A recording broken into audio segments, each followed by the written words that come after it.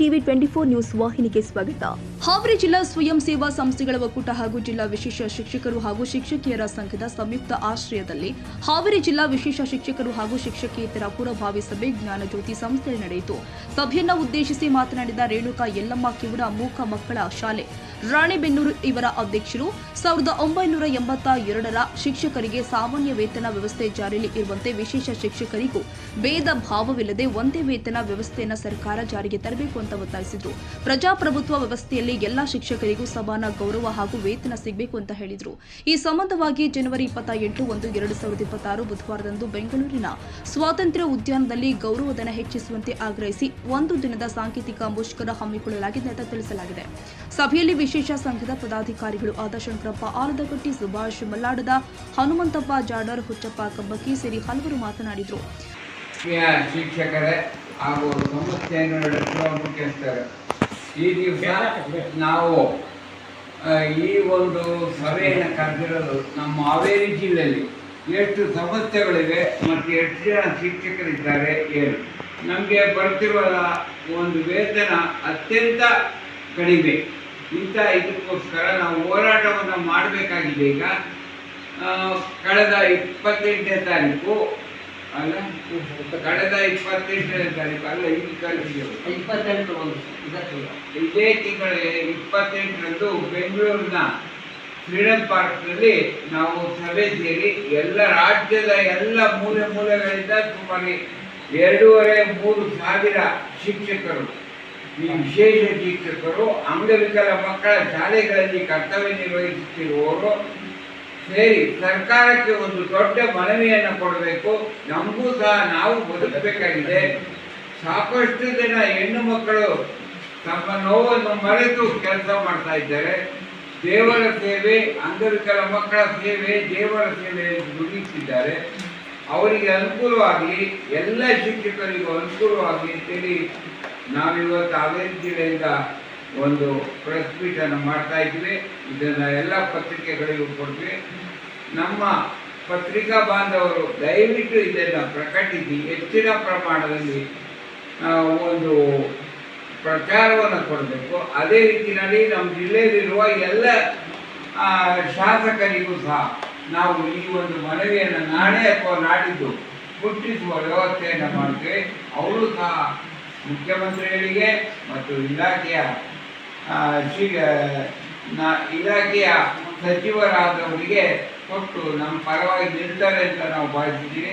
ಅದಕ್ಕೋಸ್ಕರ ಇವತ್ತಿಗೆ ಬಂದಿದ್ದೀರಾ, ಭಾಳ ಧನ್ಯವಾದಗಳು. ಇನ್ನೂ ಕೆಲವು ಸಮಸ್ಯೆಗಳು ಬಂದಿಲ್ಲ, ಅನಿವಾರ್ಯ ಕಾರಣಗಳಲ್ಲಿ ಇಲ್ಲಿ ನಾವು ಇಷ್ಟಾರ ಬಂದಿದ್ದೀವಲ್ಲ ಅಂತ ಸಂತೋಷ ಪಡೋದು.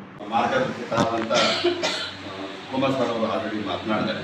ಇದೇನಂದ್ರೆ ಶಿಶು ಕೇಂದ್ರಿತ ಯೋಜನೆ, ಇದು ಮಕ್ಕಳ ಆಧಾರಿತ ಒಂದು ಗ್ರಾಂಟ್ ಕೊಡುವಂಥ ಒಂದು ವ್ಯವಸ್ಥೆ. ಇದರಲ್ಲಿ ಏನಾಗಿದೆ ಅಂತಂದ್ರೆ, ಇದು ಮೊದಲ 700ರಿಂದ ಪಗಾರ ತೆರವು ಆಗಿದೆ.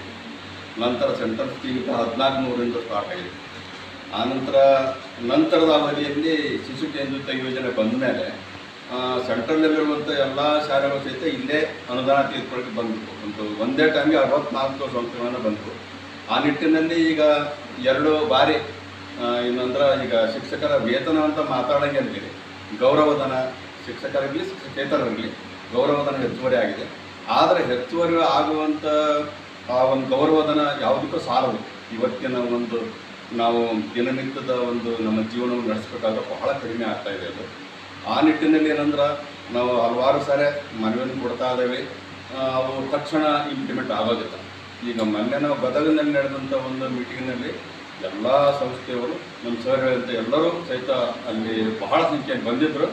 ಅವರ ಒಂದು ಸ್ಟ್ರಾಂಗಾಗಿ ಒಂದು ನಿರ್ಣಯ ತೆಗೆದುಕೊಂಡಿದ್ದಾರೆ. ಏನಂತಂದರೆ, ಈಗ ಸ್ಟಿಯರ್ ಕೊಡಬೇಕನ್ನೋ ಒಂದು ವಿಚಾರನೂ ಬಂತು.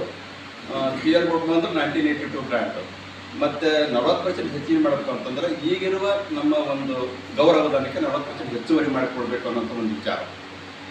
ಆ ವಿಚಾರದಲ್ಲಿ ಮುಖ್ಯವಾಗಿ ಮುಂಚೂಣಿಗೆ ಬಂದಂಥ ವಿಚಾರ ಏನಂತಂದ್ರೆ, ನಾವು ಇದೇ ಜನವರಿ 28 ರಾಜ್ಯಾದ್ಯಂತ ಎಲ್ಲ ವಿಶೇಷ ಶಾಲೆಗಳ ಶಿಕ್ಷಕರು, ಶಿಕ್ಷಕೇತರರು ಮತ್ತು ಸಂಸ್ಥೆಯವರು ಸಹಿತ ಅದರಲ್ಲಿ ಸಪೋರ್ಟನ್ನು ಮಾಡಬೇಕು. ಆ ನಿಟ್ಟಿನಲ್ಲಿ ನಾವು ಮೊಟ್ಟ ಮೊದಲನೇದಾಗಿ ಸ್ಕೇಲ್ ಕೇಳೋಕ್ಕಂತೂ ಮುಂಚಿತವಾಗಿ ಈಗ ನಾವು ಹೋದ ವರ್ಷದಿಂದ ಆಲ್ರೆಡಿ ಮನೆಗೆ ಕೊಟ್ಟದೆ 40% ಹೆಚ್ಚುವರಿ ಆಗುತ್ತೆ. ಈಗ ಅದು ಸುಮಾರು ಎಷ್ಟು ಅಂತಂದ್ರೆ ಈಗ 20,250 ಒಬ್ಬ ವಿಶೇಷ ಶಿಕ್ಷಕರಿಗೆ ಇದೆ ಅಂತಂದ್ರೆ ಸುಮಾರು 5-6 ಸಾವಿರ ಒಂದೊಂದು ತಿಂಗಳು ಹೆಚ್ಚಿಗೆ ಆಗೋ ಸಾಧ್ಯತೆ ಇದೆ ಅಪ್ರಾಕ್ಸಿಮೇಟ್. ನಾವು ಒಂದು ವೇಳೆ ನಾವು ಮುಷ್ಕರ ಮಾಡಿಬಿಟ್ಟು ಅದು ಮೇಲ್ ಹಂತದಲ್ಲಿ ಅದು ಮಿನಿಸ್ಟ್ರಿಗಿರಲಿ, ಫೈನಾನ್ಸ್ ಡಿಪಾರ್ಟ್ಮೆಂಟಿಗಿರಲಿ, ನಮ್ಮ ಡಿಪಾರ್ಟ್ಮೆಂಟಲ್ಲಿರಲಿ ಅದು ಇಂಪ್ಲಿಮೆಂಟ್ ಆಗಬೇಕು ಅಂತಂದ್ರೆ ನಾವೆಲ್ಲರೂ ಹೆಚ್ಚು ಸಂಖ್ಯೆಯಲ್ಲಿ ಭಾಗವಹಿಸಿ ಅದನ್ನು ಕೇಳಲಿಕ್ಕೆ ಸನ್ನದ್ಧರಾಗಬೇಕು.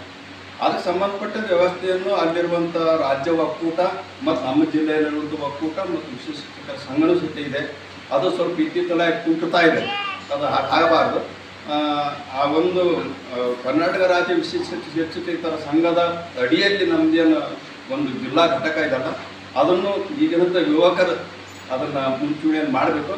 ನಮ್ಮ ಸರ್ ಅಂತೂ ಒಕ್ಕೂಟದ ಸಂಬಂಧಪಟ್ಟಂತೆ ನಮ್ಮ ಶಿವಕುಮಾರ್ ಸರ್ ಅಂತ ಹೇಳಿ, ದಯಾನಂದ್ ಸರ್ ಅಂತ ಎಲ್ಲರೂ ಸೇರಿಬಿಟ್ಟು ಒಕ್ಕೂಟವನ್ನು ಸಂಸ್ಥೆಯ ಮಟ್ಟಕ್ಕೆ ಒಕ್ಕೂಟವನ್ನು ಸಹಿತ ಜಿಲ್ಲಾ ಮಟ್ಟದಲ್ಲಿ ಅದನ್ನು ಸಹಿತ ಉತ್ತರೋತ್ತರ ಬೆಳೆಸಬೇಕು.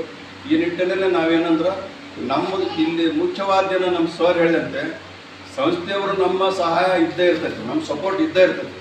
ಮುಖ್ಯವಾಗಿ 40% ನೀವು ಹೆಚ್ಚಿಗೆ ಮಾಡಿಸ್ಬೇಕು ಅಂದ್ರೆ ಶಿಕ್ಷಕರು, ಶಿಕ್ಷಕೇತರ ಸಿಬ್ಬಂದಿಯವರು ಅಲ್ಲಿ ಮುಷ್ಕರದಲ್ಲಿ ಸಾಕಷ್ಟು ಸಂಖ್ಯೆಯಲ್ಲಿ ಅವರು ಭಾಗವಹಿಸಿ ತಮ್ಮ ಕೂಗನ್ನು ವಿಧಾನಸೌಧದವರಿಗೆ, ಮಿನಿಸ್ಟ್ರವರಿಗೆ, ಸಂಬಂಧಪಟ್ಟಂಥ ಮಿನಿಸ್ಟ್ರವರಿಗೆ ನಾವು ತಲುಪಿಸಿದಾಗ ಮಾತ್ರ ನಮ್ದು ಏನಾದರೂ ಈ 40% ಹೆಚ್ಚಿಗೆ ಆಗ್ತಂದ್ರೆ ನಮಗೆ ಸ್ವಲ್ಪ ಗೌರವವನ್ನು ಹೆಚ್ಚಾಗಲಿಕ್ಕೆ ಸಾಧ್ಯತೆ ಇದೆ. ಆ ನಿಟ್ಟಿನಲ್ಲಿ ಸಹಿತ ನಾವು ನೀವೆಲ್ಲರೂ ಹೋರಾಡೋಣ, ಹೆಚ್ಚಿನ ಸಂಖ್ಯೆಯಲ್ಲಿ ನಮ್ಮ ಜಿಲ್ಲೆಯಿಂದ ಹೋಗೋಣ ಮತ್ತು ನಮ್ಮ ಸರ್ ಮಾರ್ಗದರ್ಶನದಲ್ಲಿ ಏನೇನು ನಮ್ಮ ಕ್ರಮಕ್ಕೆ ಕೈಗೊಳ್ಳಬೇಕು, ಎಷ್ಟು ಜನ ಹೋಗಬೇಕು. ಒಂದು ವೇಳೆ ನಮಗೆ ಏನಂದ್ರೆ ರಜೆ ಹೊತ್ತು ಕೊಡ್ಬೋದು, ಕೊಟ್ಟರೆ ಒಂದು ವ್ಯವಸ್ಥೆಯಲ್ಲಿ ನಾವು ಬರ್ತೇವೆ. ಒಂದು ವೇಳೆ ರಜೆ ಕೊಟ್ಟಿಲ್ಲ ಅಂದ್ರೆ ಮತ್ತೊಂದು ವ್ಯವಸ್ಥೆಯಲ್ಲಿ ನಾವು ಸಂಸ್ಥೆಯವ್ರಿಗೆ ಕೇಳ್ಕೊಂಡ್ಬಿಟ್ಟು ಮತ್ತೊಂದು ವ್ಯವಸ್ಥೆಯಲ್ಲಿ ಸಂಖ್ಯೆಯಲ್ಲಿ ಹೋಗಲಿಕ್ಕೆ ಆಗ್ತದೆ. ಯಾವ ವ್ಯವಸ್ಥೆ ಕೊಟ್ಟರೂ ಸಹಿತ ಅಲ್ಲಿಂದ ರಜೆ ಡಿಕ್ಲೇರ್ ಮಾಡಿದ್ರು ಸಹಿತ ನಾವು ಹೋಗ್ತೇವೆ.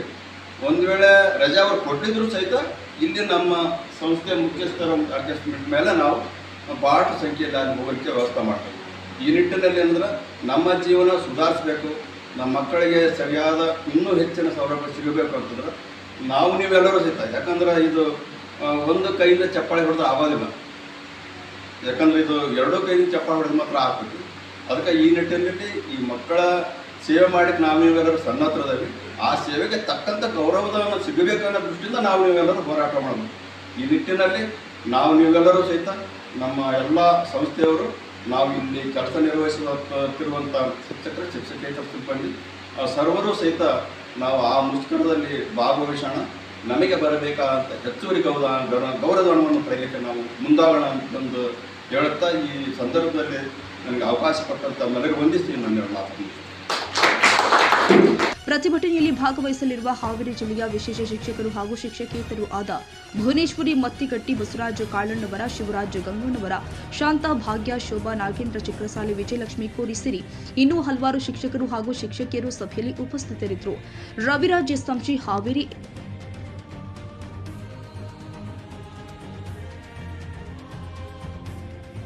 ಕನ್ನಡಿಗರ ಮೆಚ್ಚಿನ ನಿಮ್ಮ ಟಿವಿ 24 ಕನ್ನಡ ನ್ಯೂಸ್ ವಾಹಿನಿ ಇದೀಗ ಟಿವಿಯಲ್ಲಿ ಲಭ್ಯ. ಕರ್ನಾಟಕ ಮತ್ತು ದೇಶ ವಿದೇಶದ 360 ಡಿಗ್ರಿ ಸುದ್ದಿ ಹಾಗೂ ಉತ್ತರ ಕರ್ನಾಟಕ, ಬೆಳಗಾವಿ, ಬಾಗಲಕೋಟೆ, ಧಾರವಾಡ, ಹಾವೇರಿ, ಗದಗ, ಬಿಜಾಪುರ ಜಿಲ್ಲೆಯ ಕ್ಷಣ ಕ್ಷಣದ ವಿವರವನ್ನ ಪಡೆಯುವುದಕ್ಕೆ ಟಿವಿ 24 ಕನ್ನಡ ನ್ಯೂಸ್ ವಾಹಿನಿಯನ್ನ ಲೈಕ್ ಮಾಡಿ, ವಿಡಿಯೋಗಳನ್ನ ಶೇರ್ ಮಾಡಿ, ಕಮೆಂಟ್ ಮಾಡುವ ಮೂಲಕ ನಮ್ಮ ವಾಹಿನಿಗೆ ಸಹಕಾರ ನೀಡಿ ಮತ್ತು ಚಾನೆಲ್ ಅನ್ನ ಸಬ್ಸ್ಕ್ರೈಬ್ ಮಾಡಿ. Thank you.